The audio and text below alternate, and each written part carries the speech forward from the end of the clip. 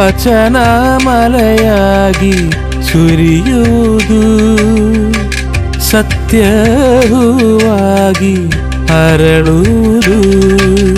ಸತ್ಯ ಸತ್ಯವೇ, ಸತ್ಯ ಸತ್ಯವೇ, ಸತ್ಯ ಸತ್ಯವೇ. ದೇವರ ಪರಿಶುದ್ಧವಾದ ನಾಮಕ್ಕೆ ಸ್ತೋತ್ರವಾಗಲಿ. ಅಗಾಪೆ ಗಾಸ್ಪೆಲ್ ಮಿನಿಸ್ಟ್ರೀಸ್ನ ಸತ್ಯಂ ಸತ್ಯವೇ ಅನ್ನುವಂಥ ಈ ಸುವಾರ್ಥ ಸಂದೇಶಕ್ಕೆ ಕ್ರಿಸ್ತನ ಪ್ರೀತಿಯಲ್ಲಿ ನಿಮ್ಮೆಲ್ಲರನ್ನ ನಾನು ಸ್ವಾಗತಿಸುತ್ತೇನೆ. ಸತ್ಯ ಸತ್ಯವೇ, ಸತ್ಯ ಸತ್ಯವೇ.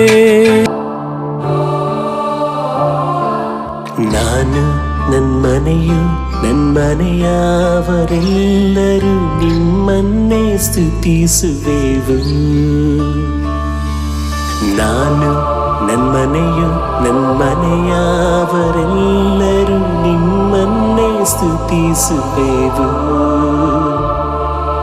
ಗರ್ಭದಲ್ಲಿ ಕಾದಂತೆ ಕಾದೆ, ಅದು ಅಳಿಯದೆ ಕಾಪಾಡಿ ಕಾದೆ. ಗರ್ಭದಲ್ಲಿ ಕಾದಂತೆ ಕಾದೆ, ಅದು ಅಳಿಯದೆ ಕಾಪಾಡಿ ಕಾದೆ. ಎಬಿನೇಸರೇ, ಎಬಿನೇಸರೇ, ಇದುವರೆಗೂ ಹೊತ್ತವರೇ. ಎಬಿನೇಸರೇ, ಎಬಿನೇಸರೇ, ಇದುವರೆಗೂ ಕಾದವರೇ. ಸ್ತೋತ್ರ ಸ್ತೋತ್ರ ಸ್ತೋತ್ರ. ಗರ್ಭದಲ್ಲಿ ಹೊತ್ತವರೇ ಸ್ತೋತ್ರ, ಸ್ತೋತ್ರ ಸ್ತೋತ್ರ ಸ್ತೋತ್ರ. ಇದುವರೆಗೂ ಕಾದವರೇ ಸ್ತೋತ್ರ.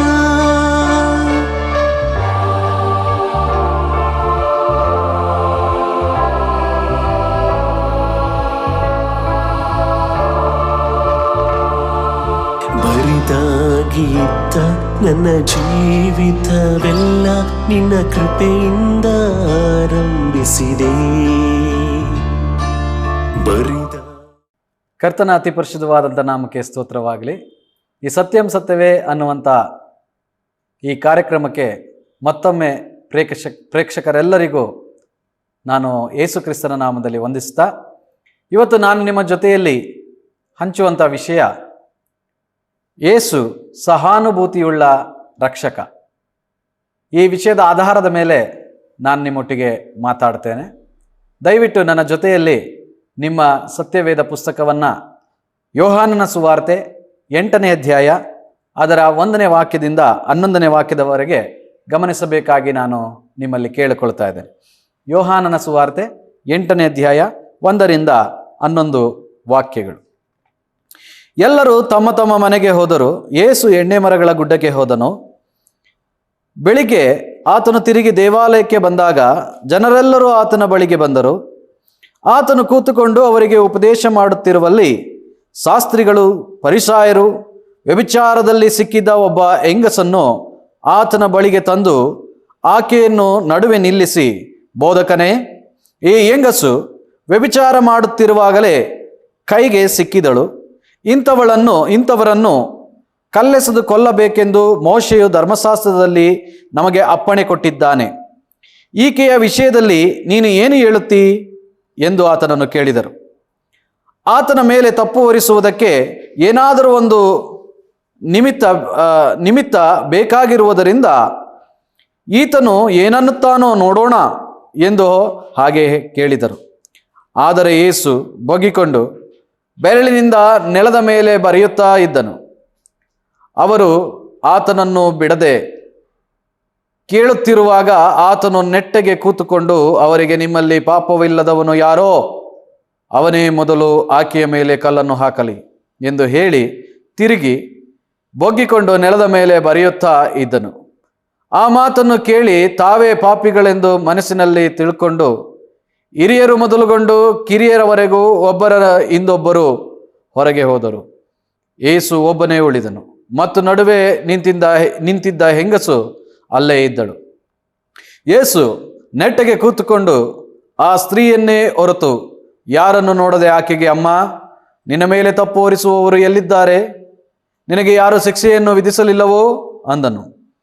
ಯಾರು ವಿಧಿಸಲಿಲ್ಲ ಸ್ವಾಮಿ ಅಂದಳು. ಯೇಸು ಆಕೆಗೆ, ನಾನು ನಿನಗೆ ಶಿಕ್ಷಿಸುವುದಿಲ್ಲ, ಹೋಗು, ಇನ್ನು ಮೇಲೆ ಪಾಪ ಮಾಡಬೇಡ ಎಂದು ಹೇಳಿದನು. ಪ್ರೀತಿಯ ಪ್ರೇಕ್ಷಕರೇ, ಈ ಕೇಳಿದಂಥ ವೇದ ಭಾಗವನ್ನು, ಓದಿದಂಥ ವೇದ ಭಾಗವನ್ನು ನೀವು ಕೇಳಿದ್ದೀರಾ? ಇದರ ಸಂಬಂಧವಾಗಿ ಒಂದು ಘಟನೆ, ಒಂದು ಕತೆ ನನಗೆ ನೆನಪಿಗೆ ಬರ್ತದೆ.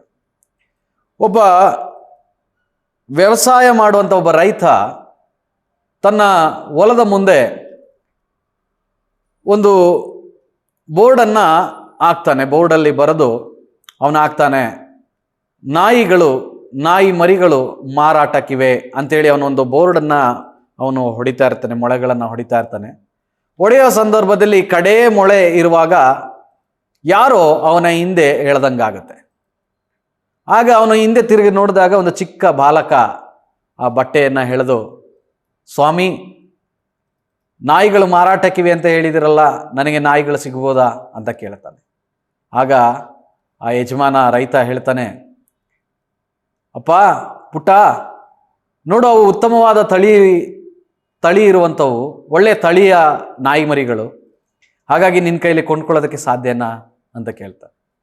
ಆಗ ಆ ಚಿಕ್ಕ ಹುಡುಗ ಬಾಲಕ ತನ್ನ ಜೇಬಿಗೆ ಕೈ ಹಾಕಿ ಸ್ವಲ್ಪ ಹಣ ತೆಗೆದು ಅವನಿಗೆ ಹೇಳ್ತಾನೆ, ಸ್ವಾಮಿ, ನನ್ನ ಹತ್ರ 39 ರೂಪಾಯಿಗಳಿದ್ದಾವೆ, ಇದು ಸಾಕಾಗುತ್ತಾ ನಾಯಿಗಳನ್ನು ಕೊಂಡ್ಕೊಳ್ಳೋದಕ್ಕೆ ಅಂತ. ಆಗ ಆ ಯಜಮಾನ, ಹೌದು, ಇದು ಸಾಕಾಗುತ್ತೆ ಅಂತ ಹೇಳಿ ನಾಯಿಗಳನ್ನು ಡಾಲಿ ಅಂತ ಕರೀತಾನೆ. ಆಗ ಆ ನಾಯಿ ಜೊತೆ 4 ಮರಿಗಳು ಹೊರ ಬರ್ತವೆ. ಹೊರ ಬಂದಾಗ ಈ ಪುಟ್ಟ ಬಾಲಕ ಆ ನಾಯಿಗಳನ್ನು ತಪ್ಪಿಕೊಂಡು ಆ ನಾಯಿಗಳನ್ನು ಮುದ್ದಾಡ್ತಾ, ನೀನು ಕರ್ಕೊಂಡು ಹೋಗ್ಬೇಕು. ಆ ಸಂದರ್ಭದಲ್ಲಿ ಆ ನಾಯಿಯ ಗೂಡಿನಲ್ಲಿ ಮತ್ತೊಂದು ಏನೋ ಸೌಂಡ್ ಆಗುತ್ತೆ. ಆಗ ಆ ಕಡೆ ತಿರುಗಿ ನೋಡ್ತಾನೆ, ಆ ಗೂಡಿನಿಂದ ಒಂದು ಚಿಕ್ಕ ನಾಯಿ ಮರಿ ಅದು ಕುಂಟುತ್ತಾ ಅವನ ಹತ್ರ ಬರ್ತದೆ. ಅದನ್ನು ನೋಡಿದಂಥ ಈ ಚಿಕ್ಕ ಬಾಲಕ ಆ ರೈತನ ಹತ್ರ ಕೇಳ್ತಾನೆ, ಸ್ವಾಮಿ, ನನಗೆ ಅದೇ ನಾಯಿ ಮರಿ ಬೇಕು ಅಂತ ಕೇಳ್ತಾನೆ. ಆಗ ನಗ್ತಾ ಆ ರೈತ ಹೇಳ್ತಾನೆ, ಅಲ್ಲ ಮಗು, ಆ ನಾಯಿ ಮರಿ ನಿನಗೇಕೆ? ಆ ನಾಯಿ ಮರಿ ನಿನ್ನ ಜೊತೆ ಆಟ ಆಡಲ್ಲ, ಅದು ನಡೆಯಲ್ಲ, ಓಡಲ್ಲ, ಆ ನಾಯಿ ಮರಿಯಿಂದ ನಿನಗೇನು ಪ್ರಯೋಜನ ಇಲ್ಲ ಅಂತ ಹೇಳ್ತಾನೆ. ಆಗ ಆ ಚಿಕ್ಕ ಬಾಲಕ ಸ್ವಲ್ಪ ಮುಗುಳ್ನಗುತ್ತಾ ಹಿಂದಕ್ಕೆ ಸರಿದು ಅವನ ಪ್ಯಾಂಟಿನ ಕೆಳಭಾಗವನ್ನು ಅವನು ಮಡಚ್ತಾನೆ. ಮಡಚುವಾಗ ಅವನ ಒಂದು ಮಡಚ್ತಾ ಹೋಗುವಾಗ ಅಲ್ಲಿ ಒಂದು ಸ್ಟೀಲ್ನಲ್ಲಿ ಮಾಡಿದಂಥ ಒಂದು ನಕಲಿ ಕಾಲು ಆ ಯಜಮಾನನಿಗೆ ಕಾಣಿಸುತ್ತೆ. ಆ ಹುಡುಗನು ಕೂಡ ಕಾಲನ್ನು ಕಳ್ಕೊಂಡಿರುವಂಥ ಒಬ್ಬ ಕುಂಟನಾಗಿರ್ತಾನೆ. ಆಗ ಅವನು ಹೇಳ್ತಾನೆ, ನನ್ನನ್ನು ನೋಡಿ ಸ್ವಾಮಿ, ನಾನು ಕೂಡ ಓಡಲಾರೆ, ನನಗೂ ಕೂಡ ನಡೆಯೋದಕ್ಕೆ ತುಂಬ ಕಷ್ಟ. ನನಗನ್ಸುತ್ತೆ ನನ್ನ ರೀತಿ ಇರುವಂಥ, ಅಂದರೆ ತನ್ನನ್ನು ಅರ್ಥ ಮಾಡಿಕೊಳ್ಳುವಂಥ ಅದೇ ಪರಿಸ್ಥಿತಿಯಲ್ಲಿರುವಂಥ ಒಬ್ಬ ಸ್ನೇಹಿತ, ಇಲ್ಲವೇ ಅದರ ಜೊತೆ ಇರೋದಕ್ಕೆ, ಅದನ್ನು ಕಷ್ಟ ಅರ್ಥ ಮಾಡ್ಕೊಳ್ಳೋಕ್ಕೆ ಬೇಕಾದಂಥ ಒಬ್ಬ ವ್ಯಕ್ತಿ ಆ ನಾಯಿಗೂ ಕೂಡ ಬೇಕನ್ಸುತ್ತೆ. ಹಾಗಾಗಿ ಅದನ್ನೇ ಆ ನಾಯಿ ಬಯಸ್ತಾ ಇದೆ, ನಾನು ಕೂಡ ಅದೇ ಸ್ಥಿತಿಯಲ್ಲಿದ್ದೇನೆ ಅಂತ ಹೇಳ್ತಾನೆ. ಪ್ರೇರೆ, ಈ ಘಟನೆಯಿಂದ ನಾವೇನು ಅರ್ಥ ಮಾಡ್ಕೊಳ್ಬೋದು ಅಂತಂದರೆ, ಪಾಪಿಗಳಿಗೂ ಅಂತಹದೇ ಒಂದು ಅರ್ಥ ಮಾಡಿಕೊಳ್ಳುವಂಥ ಮನಸ್ಥಿತಿ ಅಗತ್ಯ ಇದೆ. ಪಾಪಿಗಳನ್ನು ಅರ್ಥ ಮಾಡಿಕೊಳ್ಳುವಂಥ ಒಂದು ಮನಸ್ಥಿತಿ ಎಲ್ಲ ಪಾಪಿಗಳಿಗೆ ಅವಶ್ಯಕತೆ ಇದೆ ಅನ್ನುವಂಥದ್ದನ್ನು ನಾನು ನಿಮ್ಮ ಜೊತೆಯಲ್ಲಿ ಹೇಳ್ತಾ ಇದ್ದೇನೆ. ಅದು ಇನ್ಯಾರೂ ಅಲ್ಲ, ಪಾಪಿಗಳ ಮನಸ್ಥಿತಿಯನ್ನು ಅರ್ಥ ಮಾಡಿಕೊಂಡು ಆ ಪಾಪಿಗಳ ಮನಸ್ಥಿತಿ ಅಂದರೆ ಅವರ ಮಟ್ಟದಲ್ಲಿ ಅವರ ಬಳಿಗೆ ಬಂದು ಅವರ ಸಮಸ್ಯೆಗಳನ್ನು ಕೇಳಿ ಅವರ ಸಮಸ್ಯೆಗಳನ್ನು ಅರ್ಥ ಮಾಡ್ಕೊಳ್ಳೋದಕ್ಕೆ ಒಬ್ಬನೇ ಒಬ್ಬ ಈ ಭೂಮಿ ಮೇಲೆ ಸಾಮರ್ಥ್ಯ ಇರುವಂಥ ದೇವರು ಅಂತಂದರೆ ಅದು ಯೇಸು ಕ್ರಿಸ್ತನು. ಆತನನ್ನು ನಮ್ಮ ಪಾಪಕ್ಕೆ ನಾವು ಹೋಲಿಕೆ ಮಾಡೋಕ್ಕಾಗಲ್ಲ, ಯಾಕೆಂದರೆ ಆತನು ಪರಿಶುದ್ಧನಾಗಿದ್ದಾನೆ. ಆದರೆ ನಮ್ಮ ಸ್ವಭಾವಗಳಿಗೆ ಆತನನ್ನು ನಾವು ಹೋಲಿಕೆ ಮಾಡ್ಬೋದು. ಇಲ್ಲಾಂತಂದರೆ ನಮ್ಮನ್ನು ಅರ್ಥ ಮಾಡ್ಕೊಳ್ಳುವಂತಹ ಸಾಮರ್ಥ್ಯ, ಶಕ್ತಿ ಪ್ರತಿಯೊಂದು ಅವನಿಗೆ ಇದೆ. ಕೀರ್ತನೆ 103ನೇ ಅಧ್ಯಾಯ 103ನೇ ಅಧ್ಯಾಯ ಅದರ 14ನೇ ವಾಕ್ಯ. ಆತನು ನಮ್ಮ ಪ್ರಕೃತಿಯನ್ನು ಬಲ್ಲನು, ನಾವು ಧೂಳಿಯಾಗಿದ್ದೇವೆಂಬುದನ್ನು ನೆನಪು ಮಾಡಿಕೊಳ್ಳುತ್ತಾನೆ. ಆತನು ನಮ್ಮನ್ನು ಅರ್ಥ ಮಾಡಿಕೊಳ್ಳುವಂಥ ಮನಸ್ಥಿತಿ ಆತನಿಗಿದೆ. ಯಾಕೆ ಅಂತಂದರೆ ಫಿಲಿಪ್ಪಿ ಬರೆದ ಪತ್ರಿಕೆಯಲ್ಲಿ 2ನೇ ಅಧ್ಯಾಯ 5ರಿಂದ 8 ವಾಕ್ಯಗಳನ್ನು ನಾವು ನೋಡುವಾಗ ಮನುಷ್ಯರ ಬಗ್ಗೆ ಅವನಿಗೆ ಚೆನ್ನಾಗಿ ಮಾಹಿತಿ ಇದೆ. ಯಾಕೆಂದರೆ ಅವನು ಮನುಷ್ಯನಾಗಿ ಈ ಲೋಕಕ್ಕೆ ಬಂದಾತನು ಅನ್ನುವಂಥದ್ದನ್ನು ನಮಗೆ ಆ ವಾಕ್ಯ ದೃಢಪಡಿಸುತ್ತೆ. ಹಾಗಾಗಿ ಪ್ರಿಯರೇ, ಈ ವಾಕ್ಯದಲ್ಲಿ, ಈ ಅಧ್ಯಾಯದಲ್ಲಿ ಯೋಹಾನನ ಸುವಾರ್ತೆ 8ನೇ ಅಧ್ಯಾಯ 1ನೇ ವಾಕ್ಯದಿಂದ 11ನೇ ವಾಕ್ಯದವರೆಗೆ ನಾವು ನೋಡುವಾಗ ಯೇಸು ಕ್ರಿಸ್ತನು ಪಾಪಿಗಳನ್ನು ಪ್ರೀತಿಸಿ ಕೃಪೆ ಮತ್ತು ಕ್ಷಮೆಯಿಂದ ಅವರನ್ನು ತಲುಪುವ ಒಬ್ಬ ಸಹಾನುಭೂತಿಯುಳ್ಳ ರಕ್ಷಕ. ಆವಾಗಲೇ ನಾನು ಹೇಳಿದೆ, ಯೇಸು ಒಬ್ಬ ಸಹಾನುಭೂತಿಯುಳ್ಳ ಒಬ್ಬ ರಕ್ಷಕ ಅಂತೇಳಿ. ಹಾಗಾಗಿ ಆ ರಕ್ಷಕನ ಗುಣ, ಆ ರಕ್ಷಕನ ಮನಸ್ಥಿತಿ, ಆ ರಕ್ಷಕ ಆಕೆಯ ವಿಷಯದಲ್ಲಿ ಯಾವ ಮನಸ್ಥಿತಿ, ಯಾವ ಮನೋಭಾವದಿಂದ ಇದ್ದನು, ಮತ್ತಿತರರು ಆಕೆಯ ವಿರುದ್ಧವಾಗಿ ಯಾವ ಮನೋಭಾವದಲ್ಲಿದ್ದರು ಮತ್ತು ಆಕೆಯ ಪರಿಸ್ಥಿತಿ ಏನಾಗಿತ್ತು ಅನ್ನುವಂಥದ್ದೆಲ್ಲವನ್ನ ನಾವು ಈ ವೇದ ಭಾಗದಲ್ಲಿ ನಾವು ನೋಡಬೇಕಾಗಿದೆ. ಮೊದಲನೇದಾಗಿ ನಾವು ಗಮನಿಸೋಣ, ಆಕೆಯ ಪರಿಸ್ಥಿತಿಯನ್ನು ನಾವು ನೋಡೋಣ. ಆಕೆಯ ಸ್ಥಿತಿ ಹೇಗಿತ್ತು ಅಂತ. ಆಕೆ ಒಬ್ಬ ಪಾಪದ ಸ್ತ್ರೀ ಆಗಿದ್ಲು. ಪಾಪ ಮಾಡಿದಂಥ ಸ್ತ್ರೀ ಆಕೆ ಆಗಿದ್ಲು. ವ್ಯಭಿಚಾರ ಮಾಡುತ್ತಿರುವಾಗಲೇ ಸಿಕ್ಕಿಬಿದ್ದಳು ಅಂತೇಳಿ ನಾವು 3ನೇ ವಾಕ್ಯದಲ್ಲಿ ನಾವು ನೋಡ್ತೇವೆ. ಆತನು ಕೂತುಕೊಂಡು ಅವರಿಗೆ ಉಪದೇಶ ಮಾಡುತ್ತಿರುವಲ್ಲಿ ಶಾಸ್ತ್ರಿಗಳು ಫರಿಸಾಯರು ವ್ಯಭಿಚಾರದಲ್ಲಿ ಸಿಕ್ಕಿದ್ದ ಒಬ್ಬ ಹೆಂಗಸನ್ನು ಆತನ ಬಳಿಗೆ ತಂದು ಆಕೆಯನ್ನು ನಡುವೆ ನಿಲ್ಲಿಸಿ ಅಂತ ಹೇಳ್ತದೆ. ಹಾಗಾಗಿ ಆಕೆ ಒಬ್ಬ ವ್ಯಭಿಚಾರ ಮಾಡುವಂಥ ಒಬ್ಬಳು ಸ್ತ್ರೀ ಆಗಿದ್ಲು ಅನ್ನುವಂಥದ್ದನ್ನ ನಾವು ಗಮನಿಸ್ಬೋದು. ದಯವಿಟ್ಟು ಗಮನಿಸ್ರಿ, ಆಕೆ ಸ್ಥಿತಿ ಒಬ್ಬ ವ್ಯಭಿಚಾರ ಮಾಡುವಂಥ ಸ್ತ್ರೀ, ಒಬ್ಬ ಪಾಪಿಯಾದಂಥ ಒಬ್ಬ ಸ್ತ್ರೀ ಆಗಿದ್ಲು. ಆದರೆ ಆಕೆ ಯಾವ ರೀತಿಯಾಗಿ ಒಬ್ಬ ವ್ಯಭಿಚಾರಿ ಸ್ತ್ರೀ ಆಗಿದ್ಲೋ ಅದೇ ಪ್ರಕಾರವಾಗಿ ನಮ್ಮ ಮನಸ್ಥಿತಿಯು ಕೂಡ ಆಕೆಯ ಮನಸ್ಥಿತಿಯ ಹಾಗೆ ನಾವು ನೋಡಬಹುದು. ಆಕೆಯ ರೀತಿಯಲ್ಲಿ ನಾವು ವ್ಯಭಿಚಾರ ಮಾಡದೇನೆ ಇರ್ಬೋದು.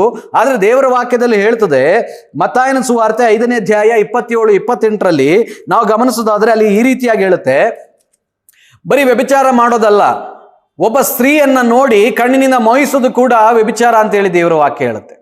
ಹಾಗಾಗಿ ನಮ್ಮ ಕಣ್ಣುಗಳು ಎಷ್ಟು ಜನರನ್ನ ಮೋಹಿಸಿದೆ, ಎಷ್ಟು ಹೆಣ್ಣು ಮಕ್ಕಳನ್ನ ಮೋಹಿಸಿದೆ. ಪ್ರತಿಯೊಬ್ಬ ಕೇಳ್ತಾ ಇರ್ತಕ್ಕಂಥ, ನಿನ್ನ ಜೀವಿತದಲ್ಲಿ ಇಂಥ ಪಾಪಗಳನ್ನ ಮಾಡಿಲ್ವಾ? ಪ್ರೇರೆ, ಒಂದು ವ್ಯಭಿಚಾರ ಮಾಡುವಂಥದ್ದಲ್ಲ, ಕೇವಲ ಒಂದು ಹೆಣ್ಣನ್ನ ಒಂದು ತಪ್ಪಾದ ದೃಷ್ಟಿಯಿಂದ ನೋಡುವಂಥದ್ದು ಕೂಡ ಪಾಪವಾಗಿದೆ.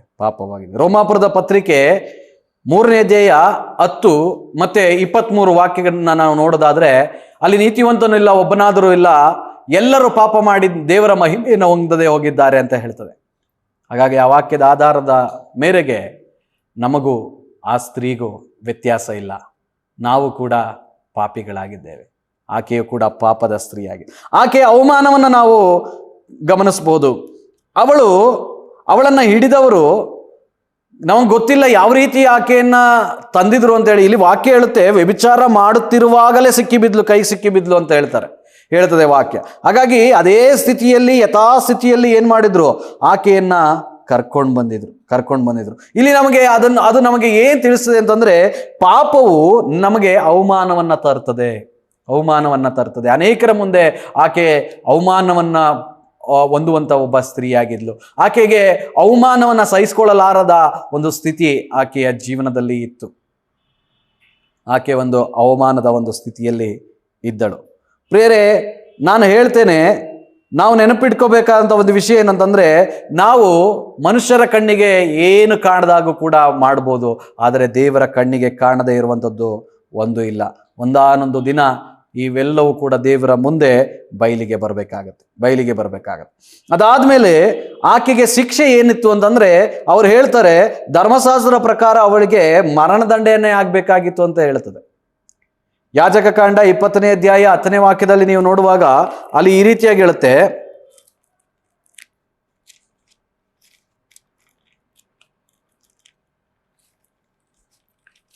20ನೇ ಅಧ್ಯಾಯ 10ನೇ ವಾಕ್ಯ,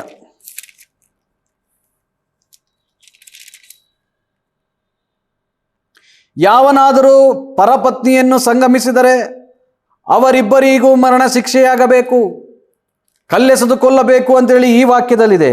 ಅಲ್ಲಿ ಮರಣ ಶಿಕ್ಷೆಯಾಗಬೇಕು ಅಂತ ಇದೆ.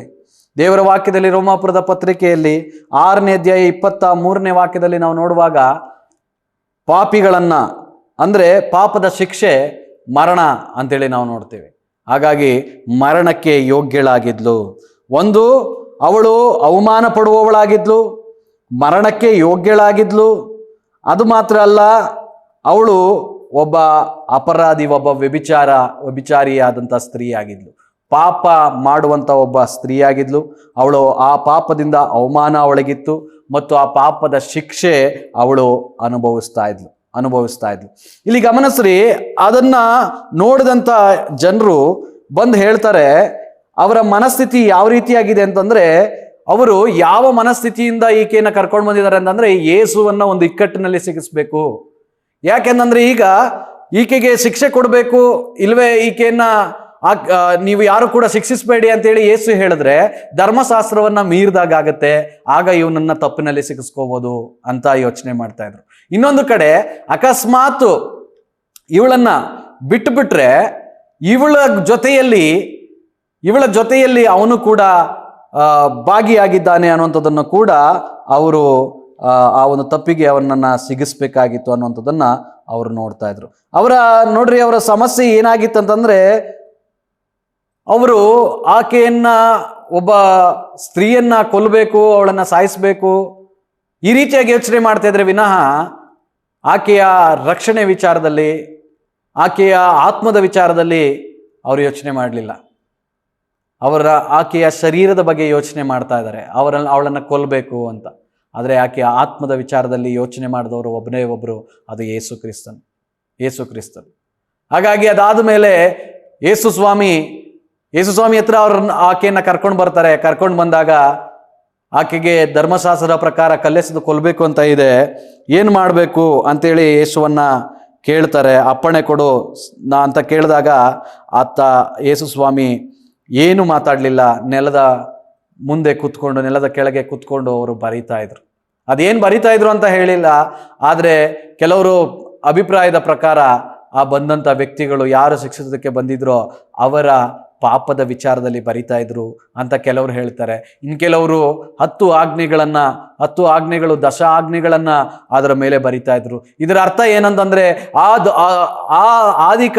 ಆದಿಯ ಕಾಲದಲ್ಲಿ ಮೋಶೆ ಮೂಲಕ ಧರ್ಮಶಾಸ್ತ್ರವನ್ನ ಬರೆದುಕೊಟ್ಟವರು ಯೆಹೋವ ದೇವರು.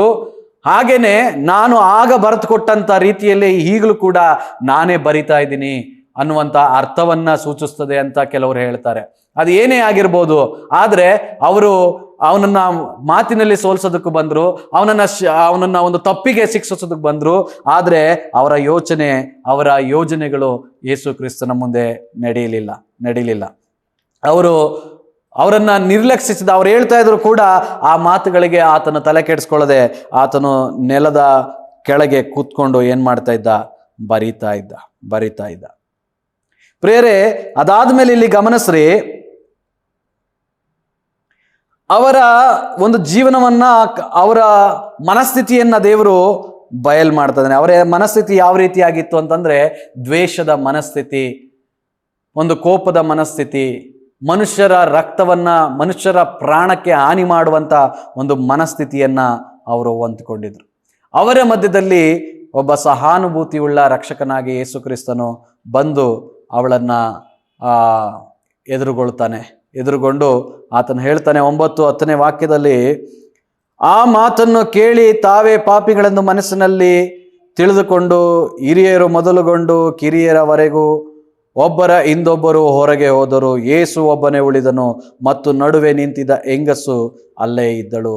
ಯೇಸು ನೆಟ್ಟಗೆ ಕೂತುಕೊಂಡು ಆ ಸ್ತ್ರೀಯನ್ನೇ ಹೊರತು ಯಾರನ್ನೂ ನೋಡದೆ ಆಕೆಗೆ, ಅಮ್ಮ, ನಿನ್ನ ಮೇಲೆ ತಪ್ಪು ಹೊರಿಸುವವರು ಎಲ್ಲಿದ್ದಾರೆ? ನಿನಗೆ ಯಾರು ಶಿಕ್ಷೆಯನ್ನು ವಿಧಿಸಲಿಲ್ಲವೋ ಅಂದನು. ಪ್ರೇರೆ, ಶಿಕ್ಷೆ ಕೊಡುವುದಕ್ಕಾಗಿ, ಅವಳನ್ನ ಶಿಕ್ಷಿಸುವುದಕ್ಕಾಗಿ ಜನರು ಕರ್ಕೊಬಂದ್ರು. ಯಾವ ವ್ಯಕ್ತಿ ಶಿಕ್ಷಿಸಬೇಕಾಗಿತ್ತೋ, ಯಾವ ವ್ಯಕ್ತಿ ದಂಡಿಸಬೇಕಾಗಿತ್ತೋ, ಯಾವ ವ್ಯಕ್ತಿ ಈಕೆಯನ್ನ ಕಲ್ಲಿಡಿದು ಹೊಡಿಬೇಕಾಗಿತ್ತೋ ಅಂತ ವ್ಯಕ್ತಿ ಹೇಳ್ತಾ ಇದ್ದಾರೆ, ನಾನು ನಿನ್ನನ್ನ ಶಿಕ್ಷಿಸೋದಿಲ್ಲ, ನಾನು ನಿನಗೆ ಶಿಕ್ಷೆಯನ್ನ ವಿಧಿಸೋದಿಲ್ಲ ಅಂತ ಹೇಳಿ ಆಕೆಗೆ ಒಂದು ಧೈರ್ಯದ ಮಾತನ್ನು ಹೇಳಿ ಇನ್ನು ಮೇಲೆ ಪಾಪ ಮಾಡಬೇಡ ಎಂದು ಹೇಳ್ತಾರೆ.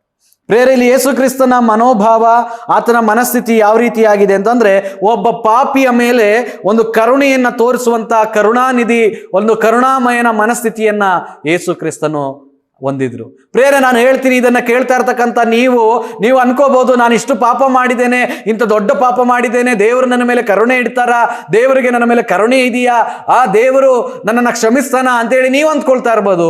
ಆದ್ರೆ ಇದು ಒಂದು ದೊಡ್ಡ ಒಂದು ಉದಾಹರಣೆ. ಆ ವ್ಯಭಿಚಾರ ಮಾಡಿದ ಸ್ತ್ರೀಯನ್ನ ಯೇಸು ಕರುಣಿಸಿದನು. ಯೇಸು ಆಕೆಯನ್ನು ನೋಡಿ, ಅಮ್ಮ, ನಾನು ಕೂಡ ನಿನ್ನನ್ನು ಶಿಕ್ಷಿಸೋದಿಲ್ಲ ಅಂತ ಹೇಳಿದ್ರು. ಪ್ರಿಯರೇ, ನೀವು ಯಾರೇ ಆಗಿರು, ನೀನೆಂಥ ಪಾಪವನ್ನೇ ಮಾಡಿರು, ಯೇಸು ಕ್ರಿಸ್ತನ ಬಳಿಗೆ ಬಂದು, ಯೇಸುವೇ, ನಾನು ನಿನ್ನ ವಿರುದ್ಧವಾಗಿ ಪಾಪ ಮಾಡಿದ್ದೇನೆ, ನನ್ನನ್ನು ಕ್ಷಮಿಸು, ನಿನ್ನ ಮಗಳನ್ನಾಗಿ ನನ್ನ ಮಾಡ್ಕೋ ಅಂತೇಳಿ ನೀವು ಕೇಳುವಾಗ, ಖಂಡಿತವಾಗ್ಲೂ ಯೇಸು ನೀವು ಮಾಡಿದ ಎಲ್ಲ ಪಾಪವನ್ನ, ಹಿಂದಿನ ಪಾಪ, ಈಗಿನ ಪಾಪ, ಮುಂದಿನ ಪಾಪ ಎಲ್ಲವನ್ನ ದೇವರು ಕ್ಷಮಿಸುವಂತವನಾಗಿದ್ದಾನೆ. ಆ ಕ್ಷಮಾಪಣೆ ನಿನಗೆ ಬೇಕಾ? ಯೇಸುವಿನ ಮಗಳಾಗಬೇಕಾ? ಯೇಸು ಕ್ರಿಸ್ತನು ಆಕೆಯನ್ನ ನಿತ್ಯವಾಗಿ ಒಂದು ವಿಮೋಚನೆಯನ್ನ ಮಾಡಿದ್ರು. ಆ ಶಿಕ್ಷೆ, ನಿತ್ಯ ನರಕದಿಂದ, ನಿತ್ಯ ಆ ಒಂದು ಶಿಕ್ಷೆಯಿಂದ ಯೇಸು ಕ್ರಿಸ್ತನು ಅವತ್ತು ಬಿಡಿಸಿದ್ರು. ನಿನ್ನ ಜೀವನದಲ್ಲೂ ಅದನ್ನ ನೀನು ಅನುಭವಿಸ್ಬೇಕಾ? ನಿನ್ನ ಜೀವನದಲ್ಲಿ ಅದನ್ನ ಕಾಣಬೇಕಾ? ಆ ಒಂದು ಬಿಡುಗಡೆ, ಆ ಪಾಪ ಕ್ಷಮೆ, ಆ ಕರುಣಾನಿಧಿ ಆಗಿರುವಂತ ದೇವರು ನಿನ್ನ ಬಳಿಗೆ ಬರಬೇಕಾ? ನಿನ್ನ ಮನಸ್ಸಿನ ಜೊತೆ ಮಾತನಾಡಬೇಕಾ? ಹಾಗಾದ್ರೆ ನೀನೊಂದು ಕೆಲಸ ಮಾಡಬೇಕು. ಏನಿಲ್ಲ, ಆ ಕರುಣಾನಿಧಿ ಆದಂಥ ಯೇಸು ಕ್ರಿಸ್ತನನ್ನ, ಆ ಕರುಣಾಮಯನನ್ನ ನಿನ್ನ ಹೃದಯದಲ್ಲಿ ಸ್ವೀಕರಿಸು. ನಿನ್ನ ಬಾಯಿಂದ ಅರಿಕೆ ಮಾಡಿ, ಯೇಸುವೇ ನಿಜವಾದ ದೇವರು, ಆತನು ಈ ಲೋಕಕ್ಕೆ ಬಂದು 33.5 ವರ್ಷಗಳ ಕಾಲ ಜೀವನ ಮಾಡಿ, ಆತನು ಕಲ್ವಾರಿ ಕ್ರೂಜೆ ಮೇಲೆ ಮರಣವನ್ನು ಅನುಭವಿಸಿ ಇವತ್ತಿಗೂ ಕೂಡ 3ನೇ ದಿನ ಮರಣವನ್ನ ಗೆದ್ದು ಇಂದಿಗೂ ಜೀವಿಸುವಂತ ದೇವರಾಗಿದ್ದಾನೆ ಅಂತೇಳಿ ನೀನು ನಂಬುವುದಾದ್ರೆ, ಖಂಡಿತವಾಗ್ಲೂ ಆ ಕರುಣಾಮಯನು ನಿನ್ನ ಜೀವನವನ್ನು ಬದಲಾಯಿಸೋದಕ್ಕೆ ತಯಾರಿದ್ದಾನೆ, ಸಿದ್ಧನಿದ್ದಾನೆ. ಆಕೆಯ ಜೀವನ ಒಂದು ಮಾತಿನಿಂದ ಬದಲಾಯಿತು. ನಿನ್ನ ಜೀವನ ಯೇಸು ಹೇಳುವಂತ ಒಂದು ಮಾತಿನಿಂದ ಬದಲಾಗುತ್ತೆ. ಯೇಸು ನಿನ್ನ ಜೀವನದಲ್ಲಿ ಒಂದು ಮಾತು ಹೇಳಿದ್ರೆ ಸಾಕು, ಯಾವ ಜೀವನ ನಿಂತು ಹೋಗಿದೆಯೋ, ಯಾವ ಜೀವನದ ಕುರಿತು ಹಲವಾರು ಜನ ಮಾತಾಡ್ತಾ ಇದ್ದಾರೋ, ಆ ಎಲ್ಲ ಮಾತುಗಳನ್ನ ಯೇಸು ಕ್ರಿಸ್ತನು ಒಂದು ದಿನದಲ್ಲಿ ನಿಲ್ಲಿಸುವಂತವನಾಗಿದ್ದಾನೆ. ಪ್ರಿಯನೇ, ಆಗ ನಿನಗೆ ಸಮಾಧಾನ, ಆಗ ನಿನಗೆ ಸಂತೋಷ ದೇವರು ಕೊಡುವ ಆತನಾಗಿದ್ದಾನೆ. ಆ ಸಂತೋಷ ಬೇಕಾದ್ರೆ ನೀನು ಯೇಸು ಕ್ರಿಸ್ತನ ಬಳಿಗೆ ಬಾ. ಯೇಸು ಕ್ರಿಸ್ತನ ಬಳಿಗೆ ಬರೋದಕ್ಕೆ ನಿನಗೆ ಹಣ ಬೇಕಾಗಿಲ್ಲ. ಇವತ್ತು ಅನೇಕ ಬೇರೆ ಬೇರೆ ದೇವರುಗಳ ಹತ್ತಿರ ಹೋಗಬೇಕಾದ್ರೆ ಹಣ ಬೇಕು, ಕೆಲವು ಬೆಲೆ ಉಳ್ಳಂತ ವಸ್ತುಗಳು ಬೇಕು. ಆದರೆ ಯೇಸು ಕ್ರಿಸ್ತನಿಗೆ ಅವು ಯಾವುವೂ ಬೇಡ. ನಿನ್ನ ಹೃದಯ ಬೇಕು, ನಿನ್ನ ಮುರಿದ ಹೃದಯ, ನಿನ್ನ ಮುರಿದ ಮನಸ್ಸು, ನಿನ್ನ ಕುಗ್ಗಿ ಹೋಗಿರುವಂಥ ಮನಸ್ಸು ಯೇಸುಗೆ ಬೇಕು. ಆ ಯೇಸುವನ್ನು ನಂಬೋದಾದರೆ ಖಂಡಿತವಾಗ್ಲೂ ನೀನು ಇಷ್ಟಪಡುವಂಥ ಆ ಸಂತೋಷದ ಆ ಒಂದು ರಕ್ಷಣೆಯ ದಿನ ನಿನ್ನ ಜೀವನದಲ್ಲಿ ಬರ್ತದೆ. ಹಾಗಾಗಿ ನನ್ನೊಂದಿಗೆ ನೀನು ಪ್ರಾರ್ಥನೆ ಮಾಡು. ಪರಿಶುದ್ಧನಾಗಿರುವಂಥ ನಮ್ಮ ತಂದೆ, ಅಪ್ಪ, ಹೌದು ಸ್ವಾಮಿ ಕರ್ತನೆ, ಎಂಥ ಘೋರವಾದಂಥ ಪಾಪವನ್ನು ಕ್ಷಮಿಸಿದ ದೇವರು. ಅಪ್ಪ, ಹೌದು ಸ್ವಾಮಿ, ಅಪ್ಪ, ಅನೇಕರು ಈ ಮಾತುಗಳನ್ನು ಕೇಳ್ತಾ ಇದ್ದಾರೆ. ಅವರ ಮನಸ್ಸಿನಲ್ಲಿ ನನ್ನಂಥ ದೊಡ್ಡ ಪಾಪಿ ಈ ಲೋಕದಲ್ಲಿ ಇಲ್ಲ, ನನಗೆ ಬೇರೆ ಮುಕ್ತಿಯೇ ಇಲ್ಲ, ನನಗೆ ರಕ್ಷಣೆ ಇಲ್ಲ, ದೇವರು ನನ್ನನ್ನು ಪ್ರೀತಿ ಮಾಡೋದಿಲ್ಲ, ದೇವರು ನನ್ನನ್ನು ದ್ವೇಷಿಸ್ತಾನೆ ಅಂತೇಳಿ ಯೋಚನೆ ಮಾಡ್ತಾ ಇರ್ತಕ್ಕಂಥ ಪ್ರತಿಯೊಬ್ಬರ ಹೃದಯದಲ್ಲಿ ನೀನು ಕಾರ್ಯ ಮಾಡು ಸ್ವಾಮಿ. ಅವ್ರ ಹೃದಯವನ್ನು ನೀನು ಬದಲಾಯಿಸು, ಅವರ ಜೀವನವನ್ನು ನೀನು ಬದಲಾಯಿಸು. ಅಪ್ಪ, ಪ್ರತ್ಯೇಕವಾಗಿ ಅವರಿಗೋಸ್ಕರ ನೀನು ಪ್ರಾಣ ಕೊಟ್ಟಿದೀಯಾ, ನಿನ್ನ ಜೀವವನ್ನು ತ್ಯಾಗ ಮಾಡಿದೀಯಾ ಅನ್ನುವಂಥದ್ದನ್ನು ಅವರು ಅರ್ಥ ಮಾಡ್ಕೊಳ್ಳಂತೆ ಸಹಾಯ ಮಾಡು. ಪ್ರಾರ್ಥನೆ ಕೇಳಿದಕ್ಕಾಗಿ ಸ್ತೋತ್ರ. ಯೇಸುವಿನ ನಾಮದಲ್ಲಿ ಪ್ರಾರ್ಥಿಸಿ ಬೇಡಿ ಹೊಂದಿದ್ದೇವೆ ನಮ್ಮ ತಂದೆ, ಆಮೆನ್. ನನ್ನ ನಡೆಸಿತು ನಿನ್ನ ಕೃಪೆ ತಾನೇ, ಇದುವರೆಗೂ ನನ್ನ ಕಾದದ್ದು ನಿನ್ನ ಕೃಪೆ ತಾನೇ, ಇದುವರೆಗೂ ನನ್ನ ನಡೆಸಿದ್ದು ನಿನ್ನ ಕೃಪೆ ತಾನೇ, ಇದುವರೆಗೂ ನನ್ನ ಕಾದದ್ದು ನಿನ್ನ ಕೃಪೆ ತಾನೇ.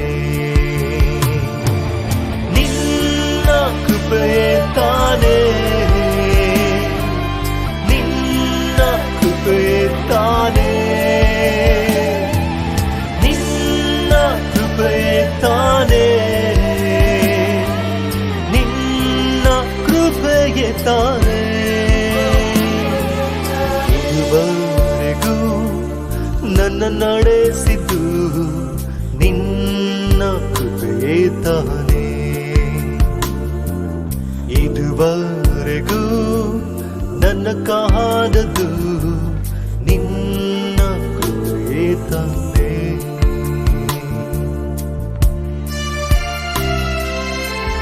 ನಿ ಪರಿ ಸರಿ ಮಪ ಸರಿ ಸರಿ ಸರಿ ಮಪರಿ ಗಮ ಪ ಸನಿ ಸಪ ಗಮ ಪರಿ ರಿ ರಿ ರಿ ರಿ ರಿ ರಿ ರಿ ರಿ ಪ ಪ ಮಗ ಗಮ ಪ ಮಗರಿ ಗಮ ಪರಿ ರಿ ರಿ ಪ ಮಗ.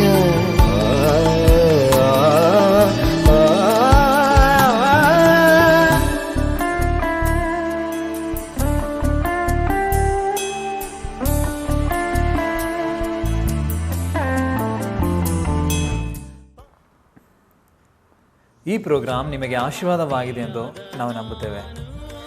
ನಿಮಗೇನಾದರೂ ಅಭಿಪ್ರಾಯಗಳು, ಪ್ರಾರ್ಥನಾ ಮನವಿಗಳು ಇರೋದಾದರೆ ನಿಮ್ಮ ಸಂಕೋಚವಿಲ್ಲದೆ ನೀವು ಕಾಲ್ ಮಾಡಿ, ನಾವು ನಿಮಗೋಸ್ಕರವಾಗಿ ಖಂಡಿತವಾಗಿ ನಾವು ಪ್ರಾರ್ಥಿಸುತ್ತೇವೆ. ನೀವು ನಮ್ಮನ್ನು ಭೇಟಿ ಮಾಡಬೇಕಾದಂಥ ವಿಳಾಸ ಸತ್ಯಂ ಸತ್ಯವೇ, ಅಗಾಪೆ ಗಾಸ್ಪಲ್ ಮಿನಿಸ್ಟ್ರೀಸ್, ಮತ್ತಿಕೆರೆ, ಬೆಂಗಳೂರು 54. ಈ ಅಡ್ರೆಸ್ನಲ್ಲಿ ನೀವು ನಮ್ಮನ್ನು ಭೇಟಿ ಮಾಡಬಹುದು. ನಿಮಗೇನಾದರೂ ಪ್ರಾರ್ಥನಾ ಮನವಿಗಳು, ಪ್ರಾರ್ಥನಾ ವಿಷಯಗಳು, ಏನಾದರೂ ಸಮಸ್ಯೆಗಳು ಇರೋದಾದರೆ ಸಂಕೋಚವಿಲ್ಲದೆ ಈ ಸ್ಕ್ರೀನ್ನಲ್ಲಿ ಕಾಣಿಸುವಂಥ ಈ ನಂಬರ್ಗೆ ನೀವು ಕಾಲ್ ಮಾಡಿರಿ. ನಾವು ನಿಮಗೋಸ್ಕರವಾಗಿ ನಾವು ಪ್ರಾರ್ಥಿಸುತ್ತೇವೆ. ಮತ್ತು ಏನಾದರೂ ಬೈಬಲ್ ಸಂಬಂಧವಾಗಿರುವಂಥ ಪ್ರಶ್ನೆಗಳು, ಬೈಬಲ್ ಸಂಬಂಧವಾಗಿರುವಂಥ ಸಂಶಯಗಳು ನಿಮಗಿರೋದಾದರೆ ವಾಟ್ಸಾಪಿನಿಂದ ನೀವು ನಮಗೆ ಕೇಳ್ಬೋದು. ವಾಟ್ಸಾಪ್ನಿಂದಲೇ ನಾವು ನಿಮಗೆ ಉತ್ತರವನ್ನು ಕೊಡುತ್ತೇವೆ. ಈ ಸಂದೇಶವನ್ನು ಮತ್ತು ಈ ಹಾಡನ್ನು ಪುನಃ ಕೇಳಬೇಕಾದರೆ ಸತ್ಯಂ ಸತ್ಯವೇ ಅನ್ನುವಂಥ ಯೂಟ್ಯೂಬ್ ಚಾನಲ್ ಮತ್ತು ಸತ್ಯಂ ಸತ್ಯವೇ ಅನ್ನುವಂಥ ಫೇಸ್ಬುಕ್ ಪೇಜ್ನಲ್ಲಿ ನೀವು ಸಂಪರ್ಕಿಸಿ.